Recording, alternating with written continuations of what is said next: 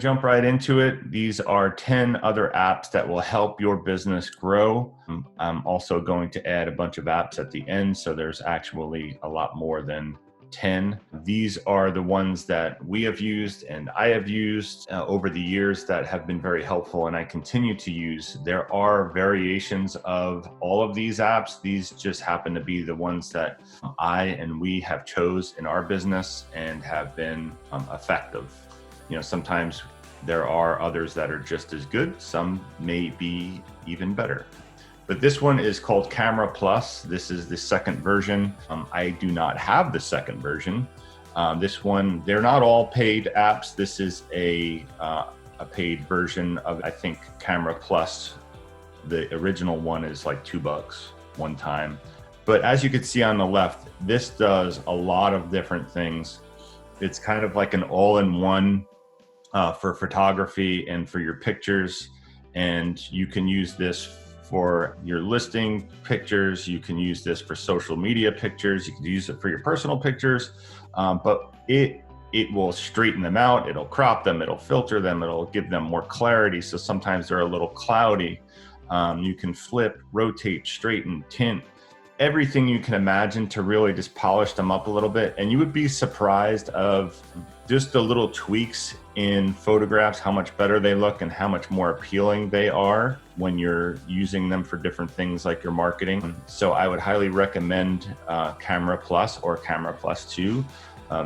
And the beautiful thing about every one of these apps that I'm going to talk about today, or any app, you can actually go into YouTube and there's multiple tutorials on every one of these that'll show you exactly what they do.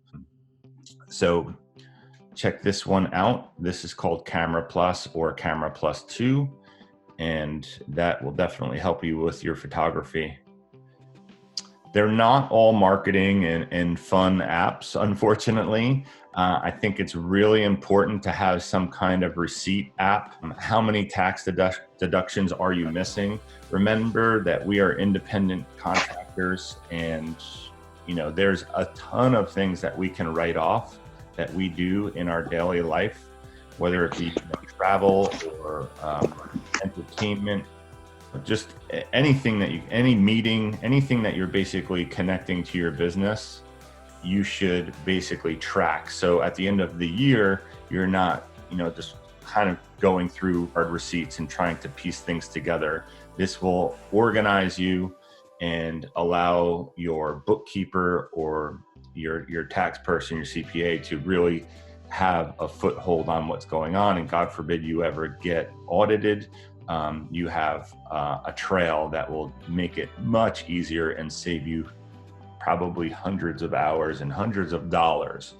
So this is an easy one. I use this one. You just take a picture of the receipt, say after a lunch meeting, and you put the price in there, you put the description in there, what card it was on. I also recommend getting a card that you use strictly for business. That way it helps you organize and separate that from your personal life, and it's much easier to track when it comes to tax time. So track your daily business expenses and save.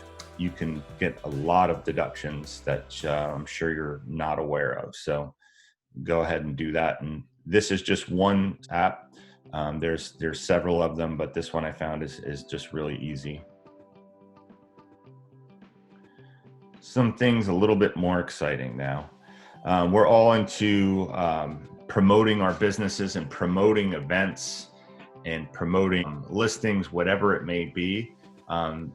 Most people know Canva, and Canva is a graphic design app that allows you just to take templates or take original photos and put overlays of text or other images. As you can see on the lower left side, that is for one of the classes here in the Impact Suite that was made on Canva. Then the other side, you'll see Adobe Spark Post. I like that one a little bit better, but it really depends on what your tool is. So if you're using your phone more often, I would recommend probably using Adobe Spark. It's a little more friendly on your phone.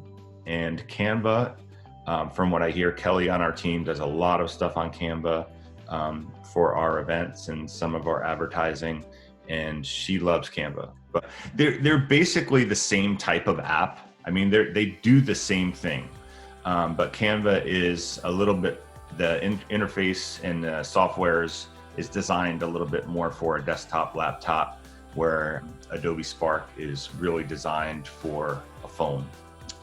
But these are two great ones to have. And you could even do video, like here's a little promotion for one of our agents, Sarah. You can put video behind it. And when people are scrolling through social media, that's going to catch their eye. So Adobe Spark and Canva, you can take screenshots of all of these. These are great things to help build your business. Next one, Trello. We use this for a lot of systems. I'm going to have Shelley talk about this in a second if she will, but this is a systems and organization app. Systems and organization is what really makes a good business hum. So whether you're a single agent or a team, or even if you're building an organization with the EXP, explain how we use this app and how it helps us really stay organized and stay connected. When you have multiple people that are trying to finish one large task, they're all taking on parts of it. That's where this app really comes into play. So Shelley, if you can, rock it out. So Trello we basically use for managing our contracts. We use it for multiple things like Craig said, but one of the first things I'll share with you is each one of these boards, you'll see boards on here. Each one of these boards, so we'll have a contract, let's say it's just a closing coordinator, and it'll be for listings and buyers. We'll have a board for each, and each client gets a card. So if you look to the right, you'll see the card. And then you can create lists and activity lists, like where it says activity, you can create activities in there and checklists to make sure that each client gets everything checked off on that list. So we've customized and created closing board. We also, like when we do events, I have an event board, and then each event has a card. So say we're doing, I don't know, a summer blast off party for our clients. It'll have everything in there from ordering balloons to ordering the barbecue to paper plates to napkins to everything you could think of that has to go in that party is on that card. And what that does is, or you could create a board and each card could be a task for each person. You can set this up any way you like. So like say you're doing an event and you want, like, Amy on our team is going to do all the paper products. So then it has a list for her.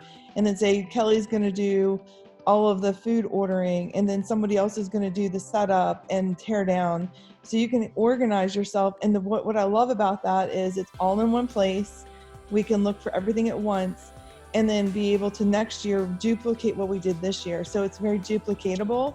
We're just trying to track and manage everything, because you can't keep it all in your head, or, spreadsheets are good, but they don't have to-dos and calendars and things to remind you to do things. So it's a way to start leveraging yourself. Even if you're just starting with, maybe you start with a client and you don't have a closing coordinator, you could basically put everything you need to do for that client in that card. And then that card moves along a track. Awesome. I think one of the most important things about this that Shelley touched on was the accessibility. So you have multiple people in multiple places doing one task, and they can just tap in from their phone through the app or through their desktop and say, all right, I've got my tasks done, and they can see what everybody else has done in order to get everything done for the final task. So this is a great app. Back and forth. So like if I do something, Amy will know that I did it, or vice versa. And I can kind of communicate with her without going into an email. So it keeps it all in one platform. So that's a really good one for people to use. Next, I mean, these two are not really groundbreaking, but I know a lot of people, just from talking to different agents, they're not on LinkedIn. LinkedIn is huge. It's a huge opportunity. LinkedIn is a business-to-business platform. And what's so different about LinkedIn compared to other platforms is when people go on to LinkedIn, they're in a business mindset. They're wanting to learn, and they're wanting to exchange business, and they know they're going to get so-called pitched, or so they go in with a totally different mindset. So it's not as offensive to people to advertise on there or even have business conversations or to contact someone directly through a direct message on LinkedIn and talk about business. Another great thing about LinkedIn is you can build databases out of it. So these are people that's their business profile, that's their business email.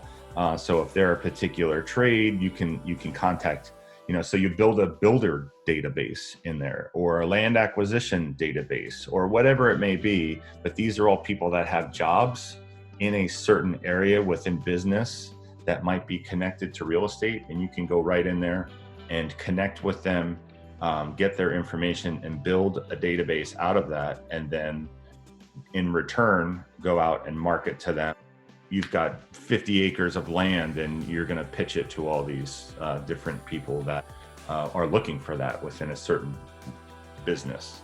So that's a huge one to have. If you're not on LinkedIn, definitely get on LinkedIn and try and post on there at least a few times a week and build some connections. Nextdoor, we should be on here more than we are, but there's only so many balls that you can have in the air. Nextdoor is an app that I'm sure just about all of you have heard of, but what it is hyper local social media. So it allows you to dive into your community. And the best way to approach Nextdoor is not to pitch them with listings. Become your local expert, become the expert of your neighborhood or your subdivision or your expanded neighborhood, which might be your town. And it allows you to kind of go from a very small localization like your subdivision to maybe an extended area outside of your subdivision to a town. And probably the most effective way you can use Nextdoor is to become the expert and be consistent by giving market data. So if you give market data, you're not selling. You're not supposed to sell things on there unless you can create a selling post, but the most reach you're going to get is probably from becoming an expert and giving market data, and that allows you to become front of mind when people are thinking of a realtor in your localized area. So I think Nextdoor is a good app to dive into if that's in your ballpark. These are some apps that we've used for a long time that are very helpful. You can do this with some of the other apps as well. Like we talked about Canva and we talked about Adobe Spark. You can do overlays in those apps as well, but these are just made for what are called watermarks, so overlays. So there's so many different things that you can do with this that are really quick. So Easy Watermark Photo Lite and Easy Watermark Video Lite are the free versions. You can pay, I think, $3 and get the pro version, and it just makes it a lot easier to post. I'm not going to get too in depth with it. You'll figure out what the difference is right away. But from a watermark photo version, this is a real easy example. So I took a PNG file of this under contract, and that was an overlay over just a screenshot. So I took a screenshot of a listing that we just had gotten under contract and just cropped it real quick on my phone, pulled it into Easy Watermark Photo, and slapped this clear PNG file right over the top of it. And that's what it is. It's a overlay type of software. So it's an easy way just to create a quick post and be creative. You see the logo, the LePage Johnson logo on the upper left also. That is also put in there with Watermark Lite Photo. So you can just drop that right over the top and brand your photos as well. So it's a really easy way to be quick and brand yourself and stand apart a little bit. On the bottom, it's just the video version of that. So I went out and shot a video with the intent. As you can see, I'm standing off to one side of the video so that I would have room to put my graphics in there. And this is an actual video. It's not a video version, it's just a screenshot of it. But you can see that's, we put the logo of the neighborhood that we're representing, our team logo, and the phone number of the agent that's representing that neighborhood. And that graphic, those three graphics stay on that video throughout the entire 60 seconds of that video. So that's a great option for video as well, to brand your videos and give them contact information. Moving right along, I put Google Photos in here for a couple of different reasons. I don't know how many people are familiar with this. This is a really easy app. It's free. The only thing you have to pay for is space, but space is really cheap. I mean, I think you can get like a terabyte for like $2 or $2 a month or something. That's a massive amount of storage that you can put in the cloud. And this Google Photos basically pulls the photos from your phone daily. So as you take photos and your phone is filling up with photos and videos and everything else, Google Photos also pulls video. It'll load them, I think even a couple times a day, into the cloud so that they are stored in the cloud. And if you delete them off your phone, you still have them in the cloud. So it basically archives all your photos over time, so it doesn't bog down your phone and it doesn't bog down your computer. There are two other cool things about this. If you wanted to, if you go onto the library, which you see in the middle picture, and there's a little slider on the right where the arrow is pointing to. If you slide that up and down, it shows you the month and the year that photo was taken. So if you know there's a particular photo that you're looking for, like for instance, we were looking the other day for a photo from like the 2017 EXPCon in Florida. And I was able to go into my Google Photos and just slide down to the month. I think it was like May or something. We slid right down to that and boom, there were all the pictures from that event. So it's really handy to do that. And on the far right, you can do a search also, which you see, you just hit search and you punch in dog or anything you want to identify with and find. You can put car, dog, lake, whatever it may be.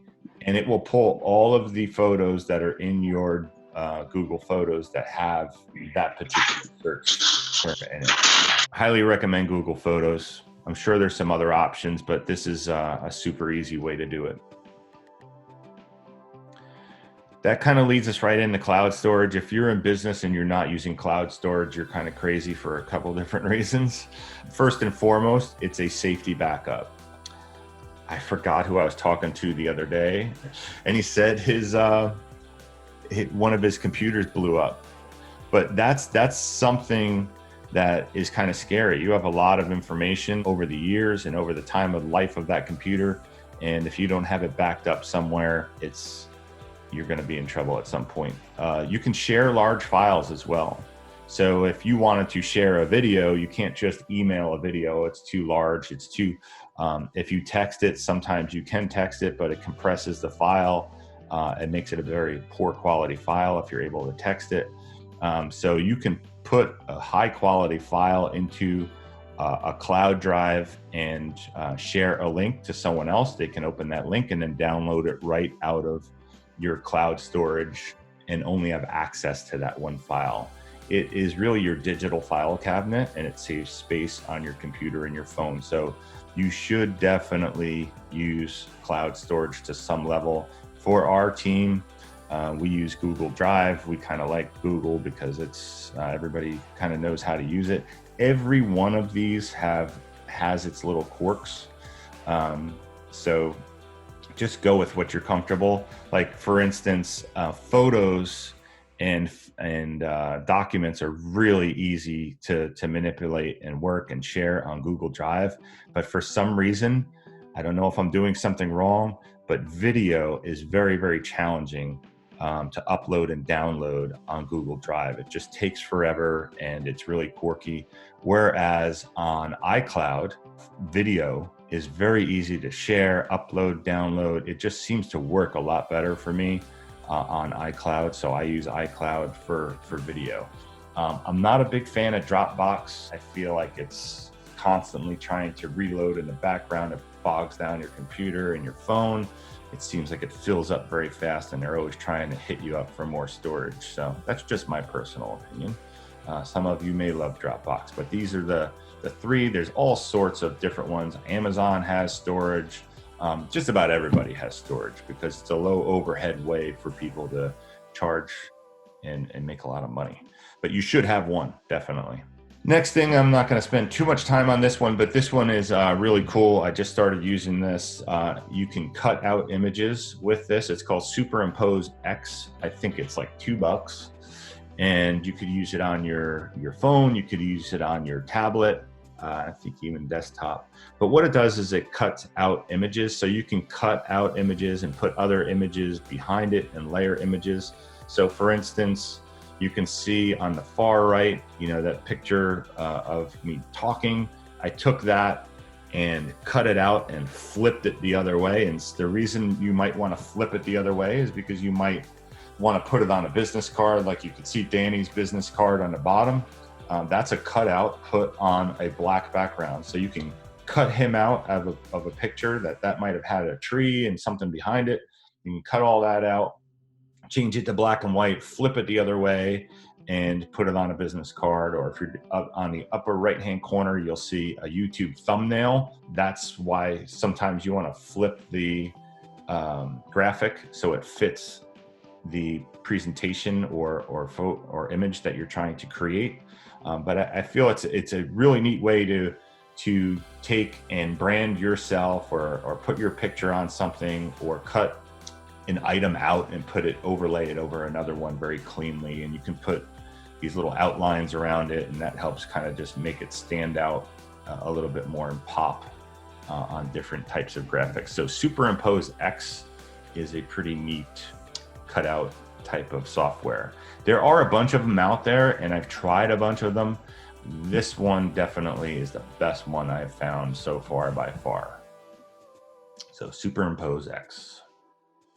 Next one, if you're a realtor and you do not have a username and password manager, I think you're crazy as well, because you will find that there is a username and password for everything that we do. Every software, every subscription, every MLS, whatever it may be, there's always a username and password. You should try not to use the same one for all your passwords, because you're putting yourself in harm's way with someone trying to hack you and steal identity and your information.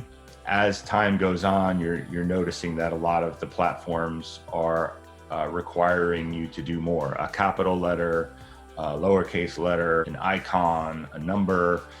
So that can get a little bit crazy once you start accumulating all of these. So Dashlane is the one I use. I know there's a bunch of them out there. This one is free. There's also a paid version, which you really don't need. But I have literally hundreds of usernames and passwords, and you have one primary username and password to get into this app, and you could also pull it up on the desktop, and it shows all of your different username and passwords. I mean, think about it. You might sign up and buy a new computer, and you've got a Microsoft login that you use once to buy Microsoft Office or something like that, and then you don't use that ever, for years, maybe until your computer blows up and you get a new one, and you're like, I have no idea what that username and password was because I haven't used it in 3 years. So you'll be very, very happy that you had all your usernames and passwords in one place. A lot of people used to use a little black book or a little red book. I had one of those before technology really took over. You could easily lose that, and you're in big trouble because you can't get into anything, and now someone else has all your username and passwords. So it's almost done. We've got a couple more to go. I love podcasts. It allows you to multitask. Knowledge is king. Always be growing. You should be a student forever. And I am not one to sit down and read a book. I can't focus that long. So I love multitasking and listening, and I'm very visual as well. So I love listening to different podcasts. And if you don't have Apple Podcasts, you can go on Spotify. They have a massive amount of podcasts on there. Any topic you can think of is on there. And so always be learning. If you want to learn about marketing, you can learn about marketing. You want to learn about lead generation or real estate in general or real estate investing, whatever it may be, there's podcasts that are for everything. We only have so much time. Time is our most valuable asset. So I always listen in the car on a commute to work, and I'm always trying to learn new things. Some people listen on their earphones while working, but you pick up some great knowledge in it, and you can apply that to your business and help other people with it. I know Shelley and I both listen to a lot of different podcasts. And now that a lot of people have unlimited data on their phones, I listen to a ton of YouTube. I just put YouTube in my car, and I don't watch it, obviously, but I'm listening to it through the Bluetooth, and that's very similar to a podcast also. I highly recommend. A while back, we did a huddle with Top Cop Podcast. We can always do that and share our podcasts of choice on the impact page, and someone should just ask that question. There's some great stuff out there. Here's a couple of other ones. TikTok, you'd be surprised that I mentioned that. TikTok is a great way to apply marketing to a new audience. And you might think, oh, there's only kids on there. That's not true. There are lots of adults, all ages, businesses, doctors. It's a different way to express marketing. So if that's kind of in your wheelhouse and you like making short videos about things that are within your business or knowledge, and putting to music sometimes and putting some graphics over them, it's a pretty neat way to market. So I've said this a million times, you don't want to try and be all things to everybody. So, choose the different platforms that you're going to use and go into them hard. And once you can leverage yourself or even pay someone else to help you with that, that's when you expand to the next platform that you're going to use. YouTube, everybody should be on YouTube. You don't have to create content on YouTube, but YouTube is the second largest search engine in the world.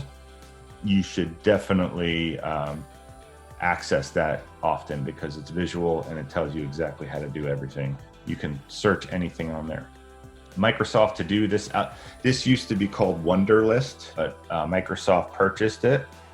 It's called To Do now, and I just use this for my tasks, my daily tasks. So if I'm like, oh, I have to remember to do this tomorrow, I just go into my To Do app and I put it in there. You can set alarms, you can set dates, all sorts of things on that. So that's a great one to take a look at. It's called Microsoft To Do. These are more apps of importance. Obviously, we should have Workplace. You should be in Workplace daily, just kind of going through there and looking at EXP announcements. Workplace chat is one way that EXP staff and agents communicate. It's one of many ways, but that's a great way to do it. So you should have both of those apps. EXP World Intercom is the app that we use for EXP World. So it's a great way to multitask as well and drive and listen if you're not able to be on your laptop or desktop and be in a meeting. EXP Events is a app. So if you go to EXPCon or the shareholders meeting, this is a great app to have because it allows you to connect with other people that are at the event, as well as shows a timeline of all of the breakout sessions and everything that's going on at that event. Voxer is a walkie-talkie app. I love Voxer. I wish more people would use it. If you remember the old Nextel walkie-talkie phones, I thought that was the coolest thing, and it's so easy to communicate. That's really what this app is, and I work with a couple people that use it, and they love it, and I like it as well. A lot of people have Zoom. There's a lot of quick meetings that are done in Zoom. So you should have this on your phone. You should have it on your desktop. I believe you can get a free version of it.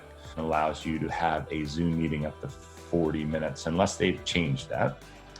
But look into that. And then obviously Facebook and Instagram. Facebook is, the king where everybody hangs out. So you need to be on there and be in the know. and Instagram is owned by Facebook and has a large population audience as well, and is very visual. So those are two big ones you should be on.